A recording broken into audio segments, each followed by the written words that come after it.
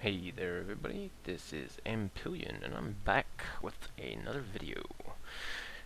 Yet and again a little bit of a delay on this one unfortunately, and I apologize for that, but we're gonna hopefully cover a few things. And like I said, this on the channel, the videos could be a little bit longer, primarily because I want to cover some things that maybe I haven't covered before.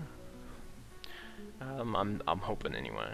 My I did cut a lot here because I kind of really had problems remembering exactly how to play the game. It's one of those things, or, well, not remember how to play the game, but remember all the hotkeys.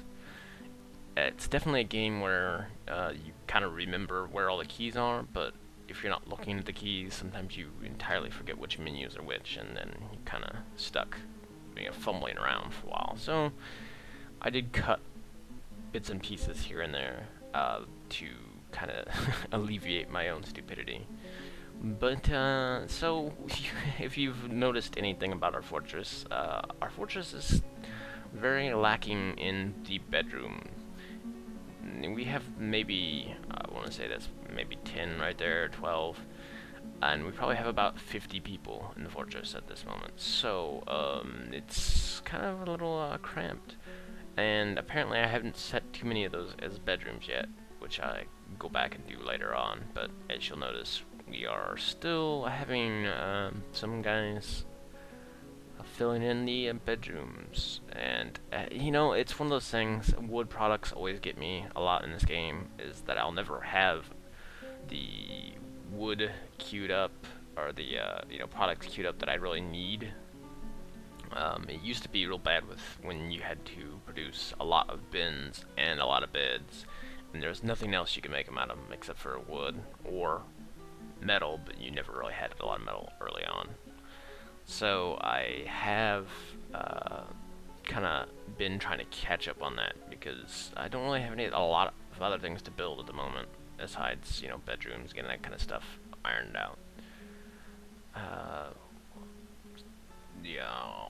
So we are still kind of working on our military a bit there, and I don't know what I'm looking for exactly here in the menus just yet. Oh, it's one of these changes that I really just didn't like about the newer version is the military in general, because they kind of looks like they're just standing around not doing anything, and I kind of just look at it and go, are you guys working, or what's going on here? And at least in, previous ones, you saw them sparring a bunch, and, they'd be throwing stuff around, and sometimes there'd be blood on the ground or whatever, but nowadays they just kind of stand around, and I guess they're technically training, but hell if I know, from looking at them, they're just kind of standing there.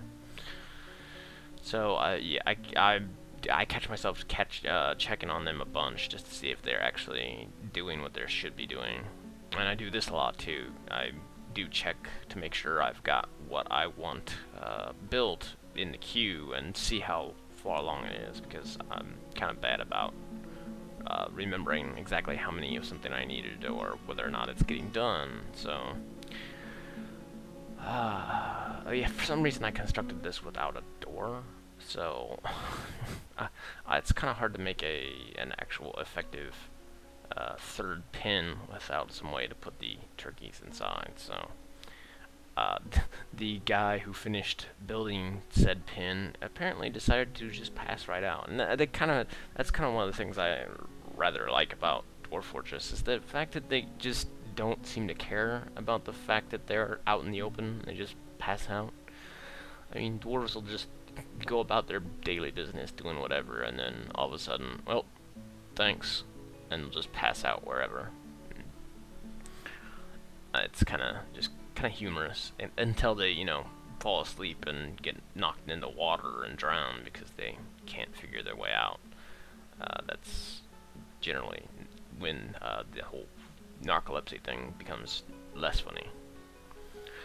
So we have the turkeys. The next round of turkeys have matured, and I believe this is the part where I show off exactly the easy way to kind of move everything around there.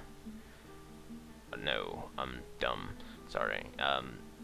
essentially, there's an easy way to move everything from one pin to another, especially whenever you have overlapping, like, generations of turkeys or, animals as a whole in pins like this. Um, you can actually go into the menu for this right here. You can go into the pin menu for the zones, and you can go and take off all the mature ones. You can leave them, nix them from the list, as it were. And when you go to other zones and check out other, pin information, those turkeys no longer now show up with any cage symbols by them.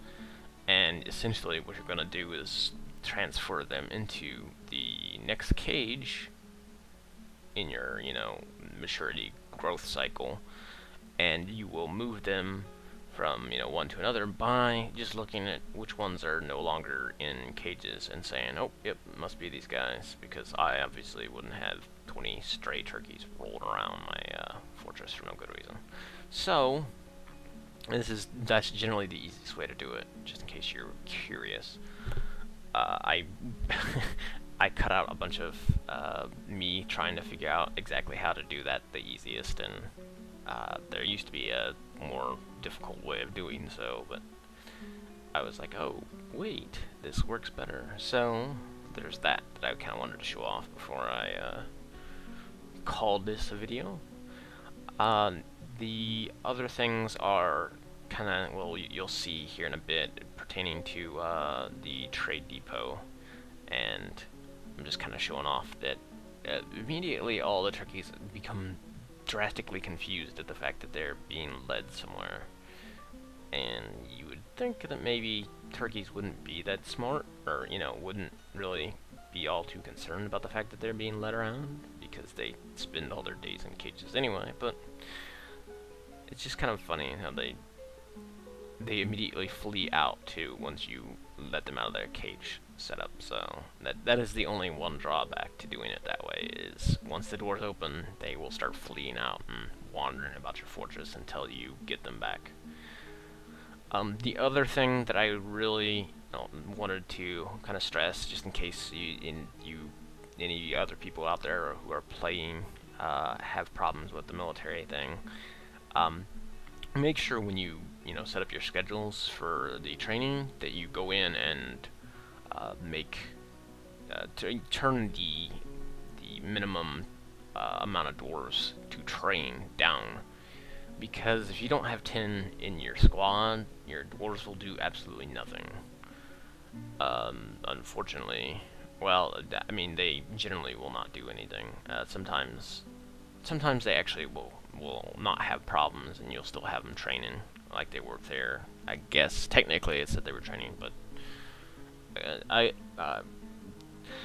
the whole military leveling up system is, well, the whole military thing in general is kind of what I consider probably the downside of playing Dwarf Fortress right now. Just because it's complex to the point where it kind of is a giant headache, and it doesn't seem to work nearly as well as it used to, even though it was a little broken before because it was too easy to level things. Now it's the opposite. But I was also carving out the I usually like to keep my armor and weapons, the zones for drop off for those in the same locations as the military, the barracks themselves. That way dwarves can get to their weapons. You can also set, various setups for, training and, patrol and all that kind of stuff, and they don't even have to leave their bunker ever, or their, barracks or whatever you design for them. But yeah, make sure, like I said, you check on your minimum dwarf requirement so that, they actually are out working. And something that I'm noticing right now, and didn't notice it at the time I was playing, is that there's a lot of objects not in bins there. And it's one of those things that I'm kind of bad about too, and I'm sure a lot of people are, is I like to build, like, dozens upon dozens of crafts and tradables and such, and I will hardly ever check on the availability of space and bins for them. So you'll end up, I'll end up getting, you know, entire areas just filled with stuff, and then the shops will start to get cluttered. So again, one of those things. Make sure you're more observant than me. So our caravan's here, and our cow calf has been stung by a honeybee for some reason. And, you know, it's kind of one of those pointless messages, just like the old, you have struck X rock lair, but it's kind of funny that they actually, you know, bother to tell you that an animal got stung by a bee, which, you know, is meaningless in the long run, because it doesn't, the likelihood of anything getting killed by a bee is slim to none. And I actually typed craft in there because like I said, I actually did kind of notice that there was a lot of stuff not in boxes, or not in the trade menu up there. So I was like, yeah. So I for some reason always type craft in there instead of typing, you know, a specific type of craft. And, you know, there's nothing labeled craft that's going to show up in the trade menu. But mug, on the other hand, is one of the things I craft the most of, so typing mug is always a good idea to check to make sure that there's not some valuables laying around that you want to trade.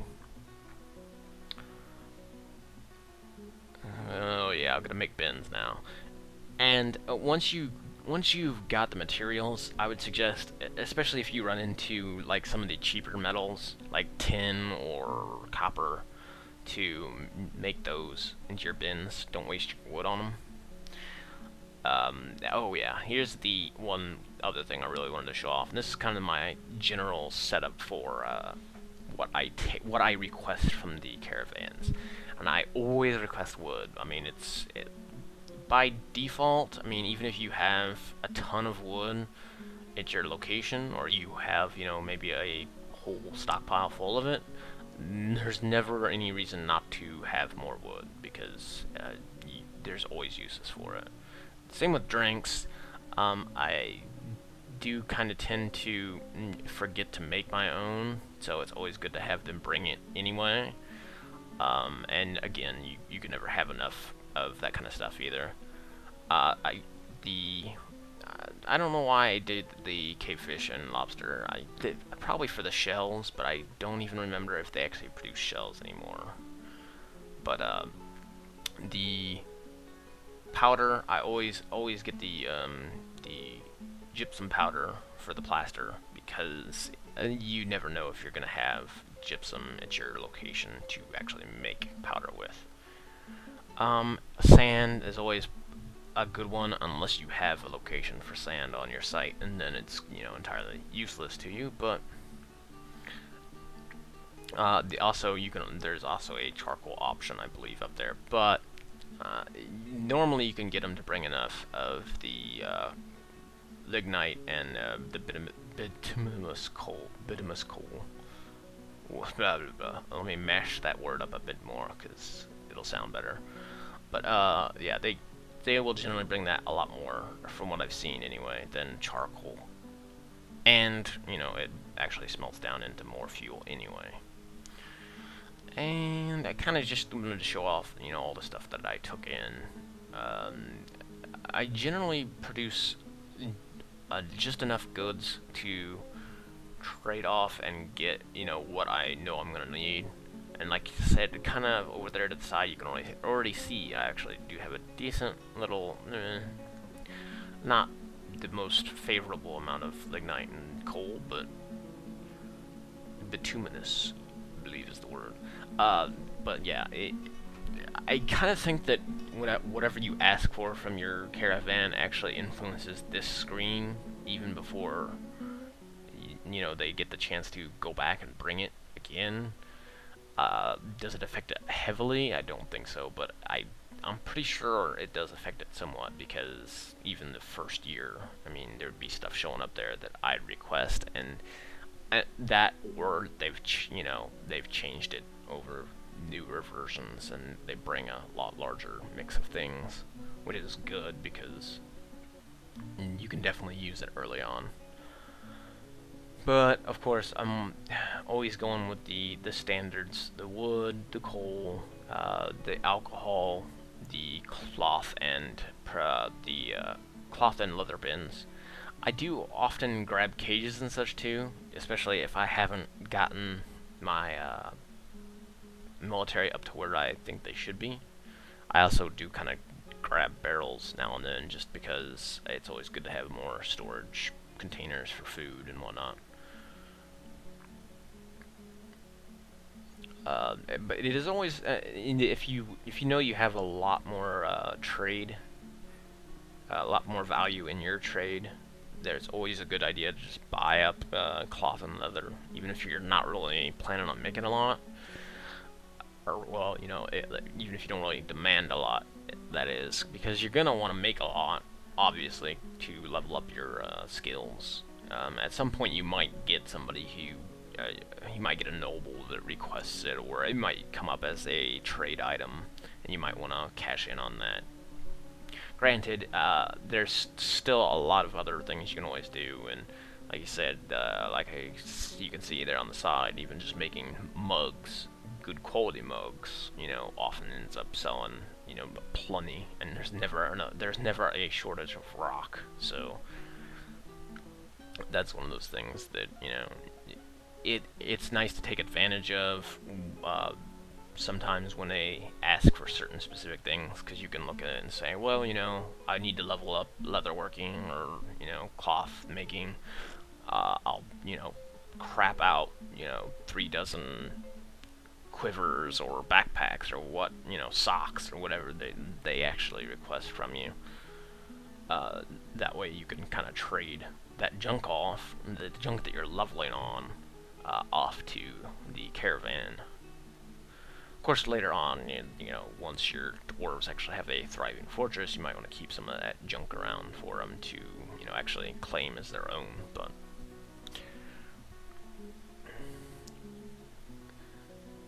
also, something you might want to pick up. You might want to pick up any of the medical supplies that show up down towards the bottom of the list, just in case you don't have a lot, or you are already kind of feeling threatened by nature, or, you know, goblins or whatnot showing up. Oh, the other thing I kind of forgot, and I came back to it later on, and this is what I'm, you know, showing off here. If you do this kind of setup like I've got here, always make sure you've got the nest boxes in there, because that's still produce that you are essentially able to harvest, and there's no reason not to. Even though you're not really going to want any of those to actually reproduce and produce more birds, or more chicks at this point, or poults, as it were, you still want the eggs. I mean, food is food, and it's easy food, so why not harvest it? So make sure you've got everything set up, because, you know, like I said, immediately as soon as I put those things in, that they are filled by turkeys. So, I mean, again, that's more food product. At this point, does our fortress need more food? No, not really. We are pretty set on that. But, you know, it's good to have the eggs. You never know when you're gonna have another population surge, and, you know, have to feed 50 more immigrants, and eventually we might need to level cooking up so that we have a decent cook who can produce some really good finished meals and all that kind of such. Oh, and I wanted to kind of close off the video this time around with one of these. And this is kind of some of the neat little scribings and engravings on the floor of our main hall. And I kind of like how they like to refer, like to refer to other dwarves a lot, and other, like, events that happen in the fortress more nowadays, but especially by name. They actually talk about your own dwarves a lot more, instead of just random world event dwarves that you never really ran into. Okay, so hopefully guys, I will I don't want to say I will get to producing more videos soon, but here's hoping I can keep this up and going. We will see how things go. No promises. No promises. Later.